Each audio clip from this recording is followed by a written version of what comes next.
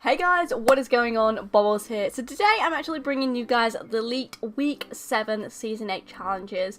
I'm going to be sharing these challenges with you, and I know that I've actually made this video a bit later. Normally I would have made a couple of days ago, but I couldn't find these leaks anywhere.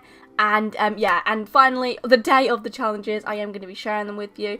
And obviously, where I understand it is the day, I'm going to be giving pretty much a guide as to how to complete these challenges as well. It's a little bonus sort of thing, as where the video is a bit later than normal. But anyway, without further ado, let's jump into the video. If you do go on to enjoy it, then please leave a like and obviously subscribe to me for more Fortnite content. Now, this first challenge is nice and simple. It is to open chests at either Loot Lake or Snobby Shores. Now, we've had these challenges in the past. It's always normally 7 chests. And in the past, it's always normally been at the one named location. To say Lonely Lodge, you'd have to go to Lonely Lodge and get the chests only there. But now Fortnite realised that is a bit silly, and you get 100 players dropping in to try and get 7 chests in Lonely Lodge. So obviously they expand it, so like it is this week, it's Loot Lake and Snobby Shore, so between the two areas, so you don't get every single player going to the one location.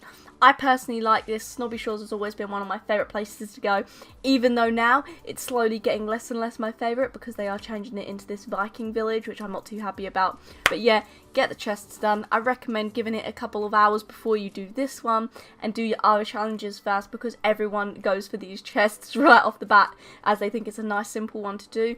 But in matter of fact, it's actually quite tricky, and if you jump in and die straight away, then you're just going to be wasting time when you could be doing the other challenges. So for this one, where it's simple, just give it a bit of time and then do it once you've done a couple more challenges. So moving on to challenge number 2. This one is to actually visit pirate camps in a single match. Now, it isn't actually stated how many there are to actually do for this, but I do reckon that's going to be either 2 or 3. 3 obviously is kind of a little bit tricky since some of them are rather spread out, but I think it most likely will be. If you don't know about the pirate camps, the majority of them are on the north side of the map, kind of in the new tropical area that's been added for this season. Now, as well as that, there's obviously volcano vents everywhere there, so my biggest tip for this challenge is to probably jump to the one that is most north, land there, go to some volcano vents and get to the next ones through there. It shouldn't be too hard, but obviously, like I just said about the chest ones, you got to bear in mind people will be dropping there. And as well as that, there is actually challenges that got live yesterday, the Buccaneers Bounty, and one of those, the first challenge that we actually have, is to actually visit 10 pirate camps in different matches. So you've got multiple reasons for people landing in these pirate camps, so you just got to bear that in mind when you do this challenge. Right, now the next challenge. This one is by far the hardest one, and one of the hardest challenges I think I've ever seen. This might just be me personally, but I think it is rather tricky. It is also a staged challenge, so there's 2 different stages to it. So the first one is to deal damage to opponents while riding the zip line. It's incredibly hard. It may just be coming from a PS4 player. To aim and to actually get the bullets on is 2 different things, and to get bullets to aim while moving is very near impossible. So that one is going to be rather hard, but obviously got to get it done. And then for the stage 2 is actually to do damage to other opponents while they're riding the zip line. So obviously stage 1, there's going to be players riding along these zip lines all throughout the game. So my biggest tip, unlike the other challenges, is to actually go near these zip lines pretty much as quickly as possible when these challenges go live, because after a few days, players aren't really going to be going near the zip lines, and it's going to be a lot harder to find players using those again. So recommend doing these as soon as possible, basically, because they do seem a little bit tricky. And moving on to our 4th challenge. This one I love. We've had this in the past so many times, and it's pretty simple as well. It's to actually do damage to opponents with a pickaxe. Now, normally the damage is 200, so not much at all. And as well as that, since we last had this challenge, the pickaxe damage actually went up.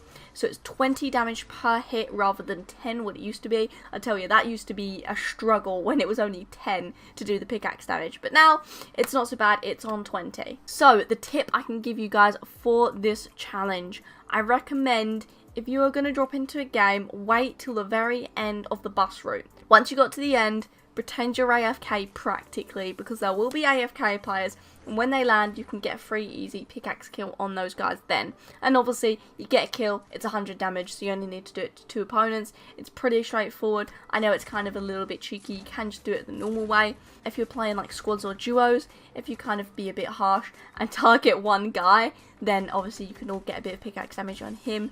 So that one works, and obviously when you do down a guy, you can also finish them off doing pickaxe damage that way when they are downed. So again, that's another tip to actually do it in squad modes. But yeah, easiest way is probably dropping into a game, AFK in it, and killing them off when they finally land. And this 5th challenge is to actually visit sets of 2 name locations. So this basically means that when you drop into a game, you land at, say, Paradise Palms. You also need to visit another name location in the same match. Say then run over to Salty Springs. That counts as 1 set, obviously. So I take it you're going to have to do this maybe 3 times in total. So in simple terms, it just basically means visit 2 name locations in a single match and do that 3 times. So my biggest tip for this one is go to the outskirts of the map, go to the simple ones. So say Junk Junction, Haunted Hills, they're so close together, it'll be pretty basic and pretty easy to do.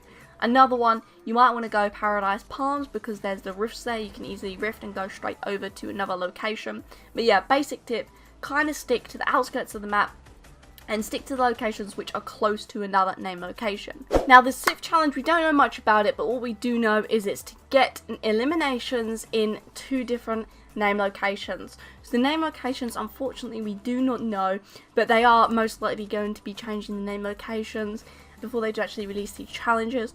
So you just got to be aware that you've got to get eliminations. It's pretty straightforward. You land to the place that it is the name location and you get kills there, and that's it. Very simple and it's very straightforward. It's basically like the chest ones, but you don't get chests, you get kills. So that is challenge 6, and moving on to challenge number 7, the final challenge. This challenge is indeed to deal damage from above.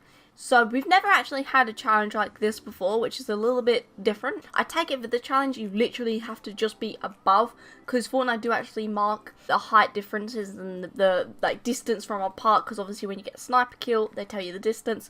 So obviously all you got to do for this one is be on the high ground, to either be on a mounting, or when you're in a builder battle, actually build above and then shotgun down on the guy, or whatever gun you choose. But obviously in a builder battle, you're most likely going to be using a shotgun.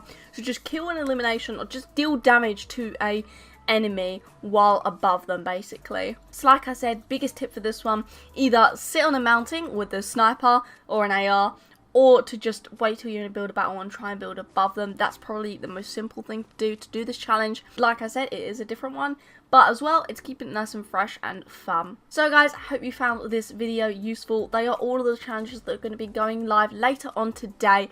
If you have enjoyed the video, then like I said earlier, please leave a like and obviously subscribe to me for more Fortnite content. But anyway, thanks for watching guys. See ya.